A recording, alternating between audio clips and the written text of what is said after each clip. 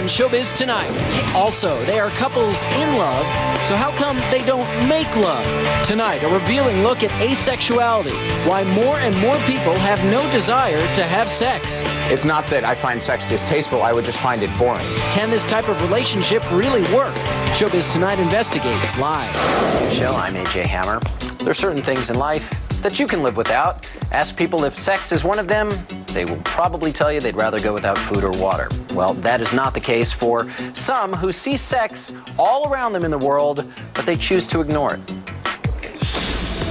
This is David J. He's 23 years old and has never had sex. What's more, he says he never even wants to have sex. Ever. Personally, it's not that I dislike sexuality. It's not that it grosses me out. It's that I don't feel a desire to engage in sexual activity the way that most sexual people do. David is asexual. He's part of a growing group of people who say they're not attracted to men or women. Asexuality is really not having a desire or a need or a wish to be sexual with yourself or anyone else. It's where you have no sexual feelings or thoughts or desires, that piece of your life is not in play. David is not alone. He's the founder of an online community for other asexual people called Asexuality.org. People who come together to share a similar bond. The difference between asexuality and celibacy is that celibacy is a choice. Asexuality means that you don't experience sexual attraction. Celibacy means that you experience a desire for sex and choose not to engage in it. David says he realized he was different when he was about 14 years old in middle school. All of my friends suddenly started talking about wanting to kiss people, wanting to date people, wanting kind of to explore their sexuality with people. And I had no internal context to understand what that meant. I didn't know what the difference between liking someone and liking someone was in middle school. I didn't know if it was a problem that I didn't like sex. I didn't know if it meant that I would never be able to love anyone. And so it took me a long time to really come to terms and to realize that it's okay, that nothing bad happens to you if you don't like sex. There are many reasons why a person may not be interested in sex, ranging from low testosterone to early childhood trauma. I think we have to be really careful about this whole concept of asexuality, because certainly there's nothing wrong. Nobody, if someone is asexual, they're asexual. But that's not to be confused with someone who has issues with intimacy or issues with getting into a relationship. The challenge for doctors is that there is virtually no research on the subject of asexuality, making it difficult for them to figure out what might cause it. That has a lot of people looking to the internet.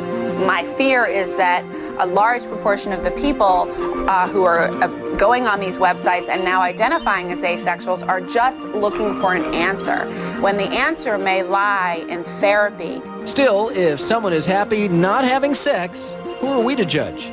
The bottom line to understand is that sex and love are different things. So sex is one way to show that you love someone. It's one way to have fun with someone. It's one great thing you can do in a relationship, but it's not the only thing you can do.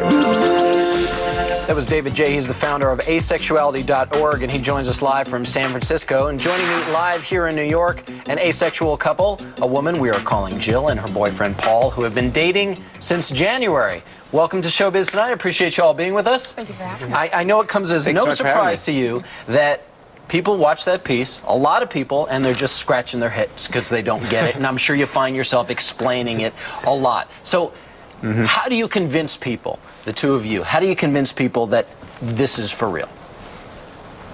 Well, yeah, we're pretty used to doing that, I think. And it's a bit easier, when we're actually in a relationship, because, it's hard to say that it's fear of intimacy, fear of relationships. Let me make sure I understand. Hang on one second, David. I'll get to you in 1 second. I just have to ask you this, just so I'm clear here. You guys don't think about sex? No. No. You don't have sex? No. And you don't want to have sex? No. Not really. Okay, David, let me get out to you. Go ahead. Go ahead, David. Okay, I'm aware that sex is out there. It's something that I think about and that I'm aware of it in the world, but I don't feel the desire for sexual activity. I don't feel the desire to make it a part of my life, a part of my relationships. Okay, and you've expanded your personal asexuality into a business, a website, asexuality.org. What's the real purpose of your website? Is it basically for information? Is it a dating service? It's for information, and it's to build a community. No one was talking about asexuality. No one was talking about the fact that it's okay to not like sex. And that doesn't mean there's anything wrong with you. And so the asexual community on asexuality.org has really been the first place where asexual people have come together to talk about our experience. Okay, I need you guys to help put it in perspective in some real-world terms for me. Let's say the two of you are at a movie theater watching a movie and a sex scene comes on, or you're home watching TV, same thing, a sex scene comes on. Do you see that happening and kind of say, I don't get it, kind of like people might be doing about this situation? I don't know if it's so much a curiosity. It's just, you know, it's part of life. You know, there's a lot of things in the world that don't affect people, and sex is just something that doesn't affect us. Not whatsoever. No. Not really. I mean, we might laugh at the scene, or we might react in some way, but it's no different from, say, watching a battle scene in a war movie. You know, they always have cheesy dialogue. Different than a battle scene. Oh, okay, I can accept that. David, I have to ask you, your website, and I know you get a lot of visitors on it. More men or more women? It's about even, maybe a few more women than men, but we don't really have good statistical data. It seems like it's about even gender-wise, though. I'm curious about one thing, because we did pop on the site today to sort of get a sense of it, and one thing that we notice is that there are a number of women who visit the site. They are wives who are no longer interested in having sex with their husbands. So are they just there seeking support? Do they even qualify as asexual? And we also have husbands who aren't interested in having sex with their wives. It goes both ways. But there are a number of people on the site who are asexual people in relationships with sexual people, and also vice versa, which is tricky. Sex is very central to how we used to thinking about intimacy and thinking about relationships. But if you think about it, sexual people have relationships that are close, that are intimate, that don't involve sex all the time. We're just used to putting limitations on where those relationships can go and what they can do. And for me, as an asexual person, part of what's exciting is getting to take those limitations off, getting to sort of explore all the places you can go in relationships without necessarily having them focus around sex. And to be clear, you may be affectionate in relationships that you're in. I know we spoke to you guys before, and the two of you are actually affectionate with one another. I imagine you kiss, but there's nothing sexual about it. There's no sexual impulse or, what's the good way to say this, any kind of sexual reaction from any affection you share with one another? No.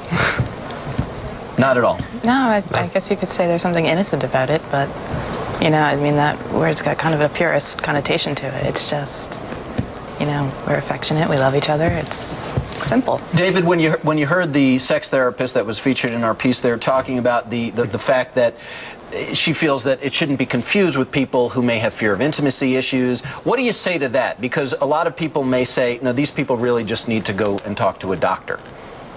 Well, I completely agree that it shouldn't be confused with people who have a fear of intimacy, but I also think that the asexual community is an awful place to go if you want to avoid talking about intimacy.